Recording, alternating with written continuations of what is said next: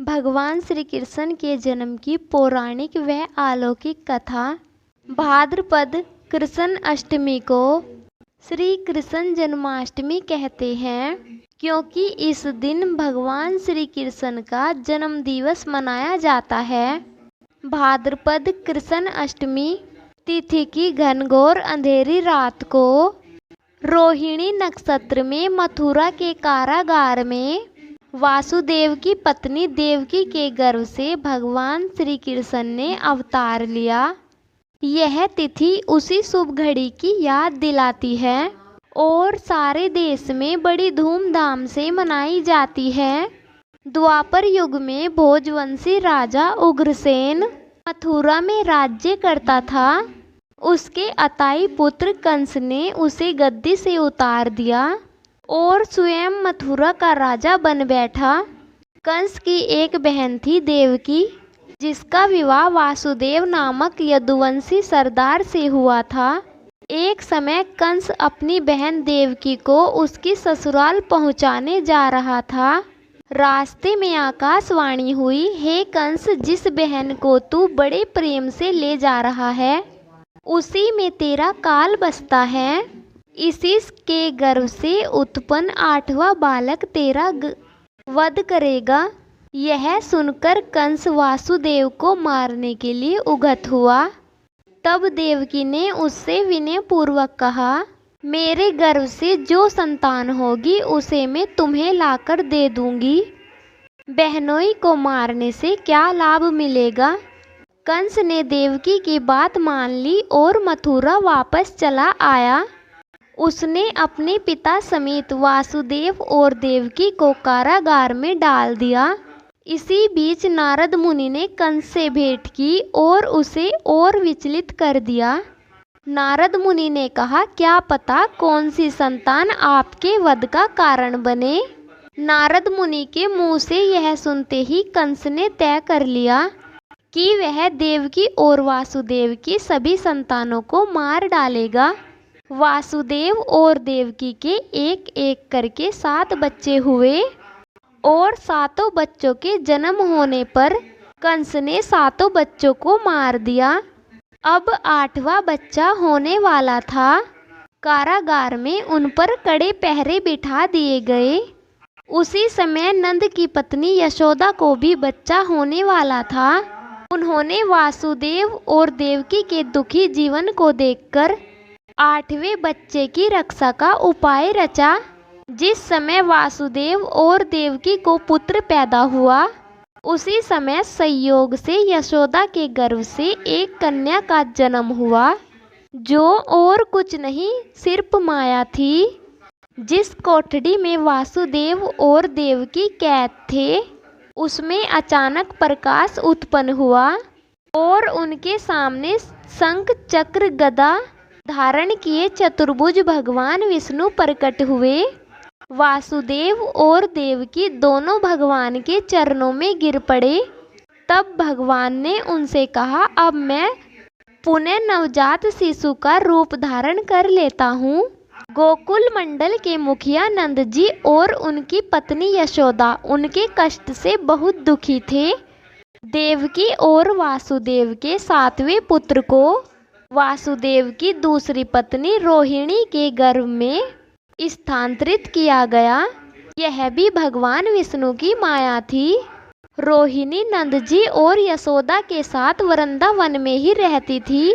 जो रोहिणी के गर्भ में स्थानांतरित किया गया था, उसी बच्चे को बाद में बलराम के नाम से जाना गया। बलराम को शेषनाग का अवतार माना जाता है। उधर वृंदावन में यशोदा भी गर्भ से थी। भगवान विष्णु वासुदेव से बोले, तुम मुझे इसी समय अपने मित्र नंद जी के घर वृंदावन में भेज आओ और उनके यहाँ जो कन्या जन्मी है उसे लाकर कंस के हवाले कर दो। इस समय वातावरण अनुकूल नहीं है, फिर भी तुम चिंता मत करो। जागते हुए पहरेदार सो जाएंगे, कारागार के फाटक अपने आप खुल जाएंगे और उफानती यमुना तुमको पार जाने का मार्ग देगी। उसी समय देवकी ने जैसे नन्हे कृष्ण को जन्म दिया, वासुदेव उन्हें एक सूप में रखकर वृंदावन के लिए निकल पड़े। वह दिन अलौकिक था। कारागार के सभी पहरेदार सो गए थे। यमुना नदी में भयंकर तूफान था। जैसे ही वासुदेव यमुना को पार करने लगे, नदी ने उन्हें रास्ता दे दिया। उस तूफान और बारिश के बीच नन्हे कृष्ण की रक्षा के लिए शेषनाग भी पहुंच गए। वह दृश्य अत्यंत अद्भुत था। भगवान स्वयं पृथ्वी पर आए थे दुष्टों के वध के लिए। वहां उन्होंने नवजात शिशु को यशोदा के साथ सुला दिया और कन्या को लेकर मथुरा आ गए। कारागार के फाटक पूर्णवंत बंद हो गए। अब कंस को सूचना मिली कि देवकी को बच्चा पैदा हुआ है। कंस ने बंदी गृह में जाकर देवकी के हाथ से कन्या को छीनकर जमीन पर पटकना चाहा, परंतु वह कन्या कंस के हाथों से फिसलकर आकाश में उड़ गई और बोली, अरे मूर्ख, मुझे मारने से क्या होगा? तुझे मारने वाला तो वृंदावन में जा पहुंचा। वह जल्दी ही तुझे तेरे पापों का दंड देगा। तेरा अंत समीप है।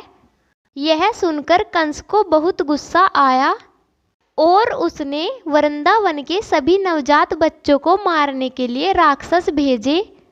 वृंदावन भी उसके अत्याचारों से अछूता न रहा। श्री कृष्ण के वध के लिए कंस ने पूतना राक्षसी को भेजा। पूतना ने श्री कृष्ण जी को मारने के लिए एक सुंदर स्त्री का रूप धारण कर लिया और पहुंच गई नंद यशोदा के यहाँ।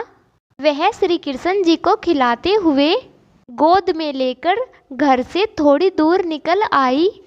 जैसे ही उसने नन्हे कृष्ण को स्तनपान कराया, वह दर्द से करहाने लगी, बचाओ बचाओ चीखने लगी। जब तक गांव वाले वहां पहुंचे, तब तक पूतना का वध हो चुका था।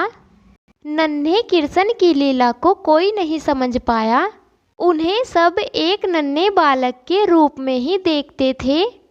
लोगों को कभी यह लगा ही नहीं कि एक नन्हा सा बालक एक राक्षसी का वध कर सकता है। भगवान श्री कृष्ण की बाल लीला का वर्णन किए बिना उनके जन्म की कथा अधूरी है।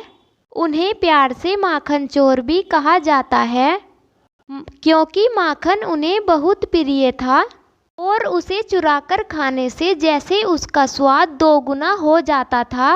वृंदावन की सभी औरतें श्री कृष्ण और उनके सखाओं से माखन को छुपाकर रखती थी, परंतु वो भी कम कहाँ थे। चाहे कितनी ही दूर हो माखन की हांडी, वो उसे ढूंढ ही लेते थे। सारा वृंदावन श्री कृष्ण जी की माया में डूबा हुआ था। हर कोई सुख से जीवन व्यतीत कर रहा था। भगवान श्री कृष्ण ने बालक रूप में कई लीलाएं रची। बड़े बड़े दैत्यों और दानवों का वध किया।